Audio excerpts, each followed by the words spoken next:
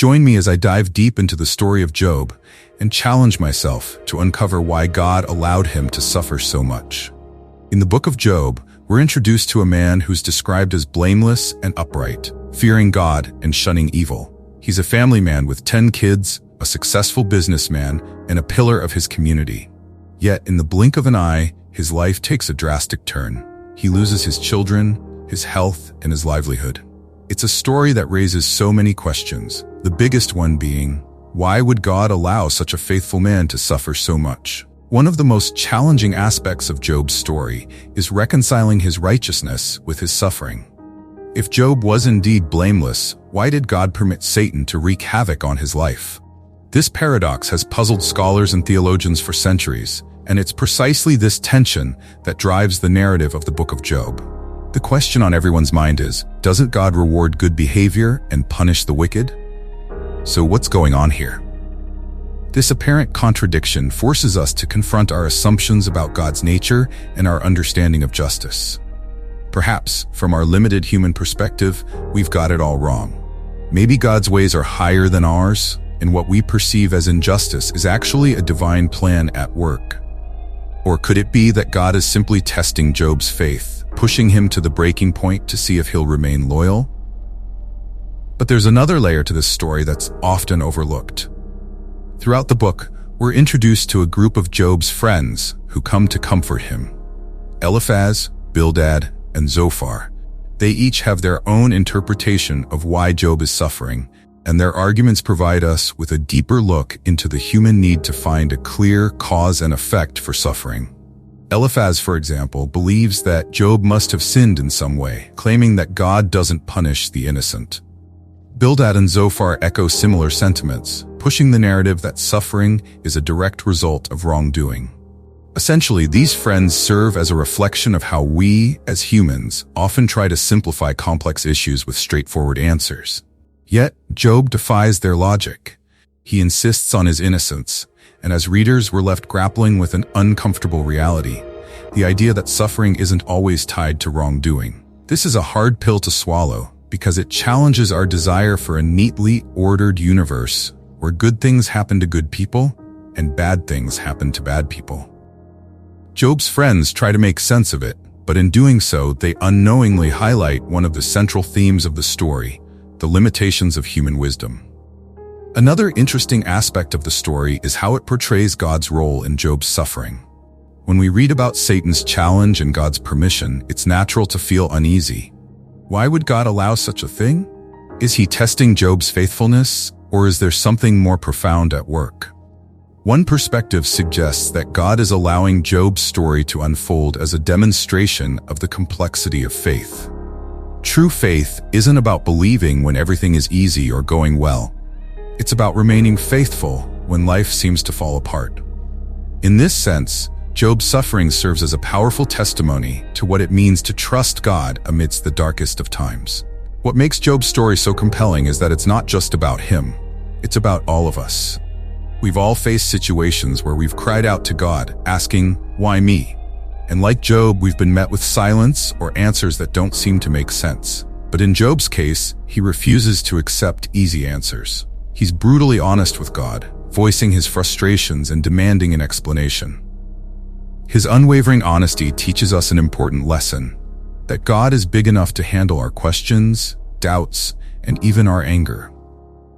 It's easy to sympathize with Job's plight because his struggles mirror our own. We've all experienced loss, pain, or moments of doubt that make us question the fairness of life. But Job's story isn't just a tale of tragedy. The pivotal moment in Job's story comes when he finally confronts God. And what does God say? "Where were you when I laid the earth's foundation?" In essence, God is saying, you don't have the full picture. You don't understand the complexity of the universe or the intricate web of causes and effects. God's response is both humbling and empowering as it reminds us of our place in the grand scheme of things.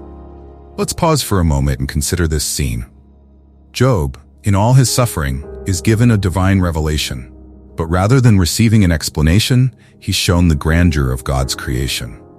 It's a moment that redefines Job's understanding of who God is. He realizes that God's ways are far beyond his comprehension, and that there's a divine wisdom that transcends human logic. In essence, Job is being invited to trust in God's sovereignty, even when he doesn't understand his ways. Job's response to God is telling. Instead of demanding further explanations, he humbles himself and acknowledges his limitations. He says, "I know that you can do all things. No purpose of yours can be thwarted." It's a statement of faith that's born out of profound humility and reverence. Job's transformation is not just about accepting his suffering, but about gaining a deeper awareness of God's majesty and mystery. What's particularly remarkable is how Job's story concludes. God restores Job's fortunes, giving him even more than he had before. But this restoration isn't presented as a reward for Job's perseverance. Rather, it's a demonstration of God's grace and mercy. Job's faith wasn't contingent on receiving blessings, and yet, in the end, God chose to bless him abundantly. This outcome challenges the idea of a transactional relationship with God, where faithfulness automatically leads to material rewards. As we reflect on Job's story, we're left with some profound takeaways. Faith is not about being immune to suffering, but about trusting God in the midst of it. Suffering is not a sign of God's displeasure, but an opportunity to grow and deepen our relationship with Him. And God? Well, God is not a predictable, formulaic deity, but a complex, mysterious, and loving being who invites us to participate in His divine dance.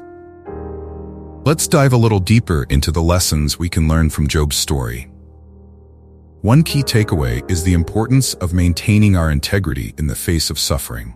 Job's refusal to curse God or abandon his faith, despite his overwhelming pain, serves as a powerful example of steadfastness. It reminds us that faith isn't about having all the answers, but about holding on to God even when everything else falls apart. Another lesson from Job's story is the value of honest dialogue with God. Throughout his trials, Job never shies away from expressing his feelings. He laments, he questions, and he even challenges God.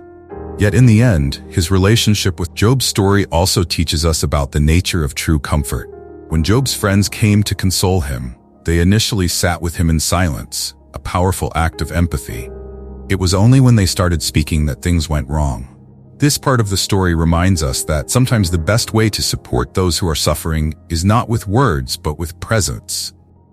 Genuine empathy doesn't require explanations, just a willingness to sit with someone in their pain. Finally, Job's story invites us to question our assumptions about divine justice.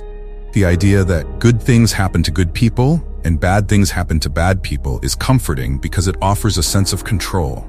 But Job's experience shatters this notion, revealing that life is far more complex. The story challenges us to let go of simplistic views of justice and embrace the mystery of God's greater plan. So what do you think? Have you faced suffering in your life? How did you respond? I'd love to hear your thoughts in the comments below. And if you're interested in exploring more or less from Job's life, be sure to check out my next video. Thanks for joining me on this journey into the heart of Job's story.